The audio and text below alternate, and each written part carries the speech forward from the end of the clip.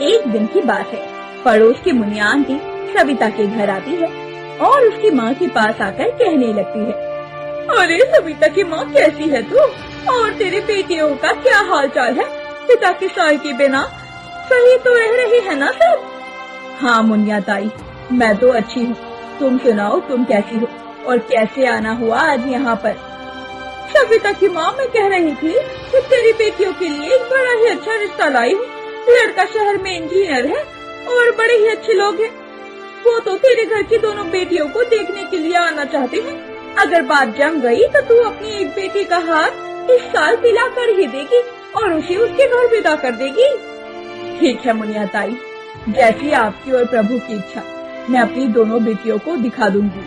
उन्हें जो भी पसंद आएगी हम उसी के रिश्ते की बात आगे चला लेंगे। अब अगले दिन लड़के वाले सीमा और निधि को देखने के लिए घर आते हैं। सविता ने भी उन लोगों के लिए बहुत अच्छे नाश्ते और भोजन का प्रबंध किया हुआ था। सविता बहुत उत्सुक जो थी। सभी ने नाश्ता किया और भोजन भी खाया और बहुत सारी बातें की। और उसके बाद में लड़के की माँ ने कहा, अरे भाई, मुझे तो आपकी दोनों बेटियां पसंद है।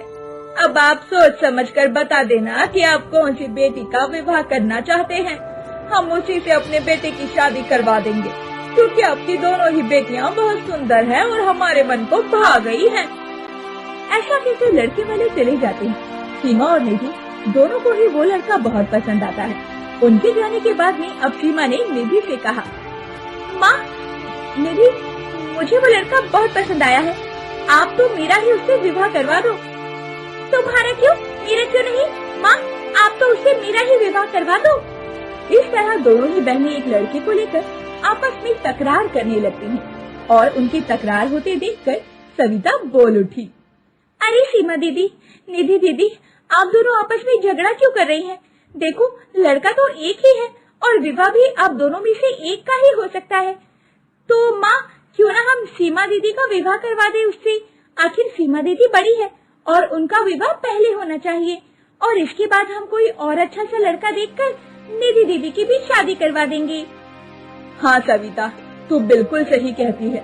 हम ऐसा ही करते हैं। सीमा पहले बड़ी है तो पहले शादी भी सीमा की होनी चाहिए। निधि के लिए जो उसके नसीब में लड़का होगा उसे मिल ही जाएगा।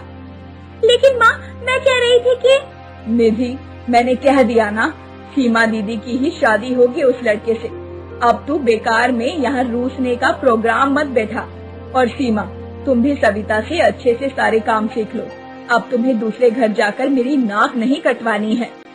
जिसके बाद अब सभी घर वाले सविता की शादी के इंतजाम में लग जाते हैं और बहुत मेहनत करके पैसों का इंतजाम करते हैं। उसके बाद बड़े ही धूमधाम से अपनी बहन सीमा का ब्याह कर देते हैं। सीमा ब्याह करके अब खुशी खुशी अपने ससुराल विदा हो जाती है और सविता फिर से वापस अपनी दुकान लगाने में जुट जाती है। एक दिन की बात है।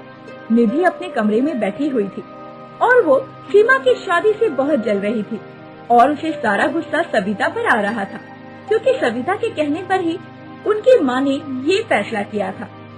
निधि ने गुस्सा होते हुए खुद से कहा, सविता ने मेरे साथ अच्छा नहीं किया। उसने मेरी जगह सीमा दीदी का विवाह करवा दिया। अगर आज वो मेरा विवाह करवा देती तो बड़ी शान और शौकत से आज मेरी विदाई हुई होती। लेकिन कोई बात नहीं, मैं उस सविता से इसका बदला जरूर लूंगी। वो काली कलूटी मेरी बहन जिंदगी भर याद रखेगी कि उसने मेरे साथ कितना गलत किया है और इसका हर्जाना तो उसे भुगतना ही पड़ेगा। अगले दिन निधि सविता के पास गई तो सविता गुपचुप और चाट का मसाला तैयार कर रही थी। तभी निधि ने भोली सूरत बनाकर सविता से कहा, सविता, तुम क्या कर रही हो? लाओ, मैं भी तुम्हारी मदद करवा लेती हूँ।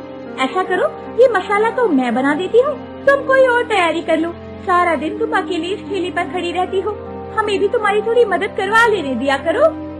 अरे दीदी, आप मेरी मदद करोगी?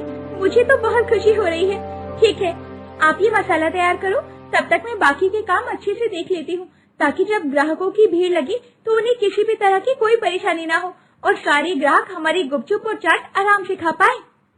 और ऐसा कहकर सविता चली जाती है और निधि चुपचाप से सविता के बनाए हुए मसाले में जमाल गोटा मिला देती है। अब सविता ठेला लेकर चली जाती है और गुपचुप और चाट बेचने लगती है।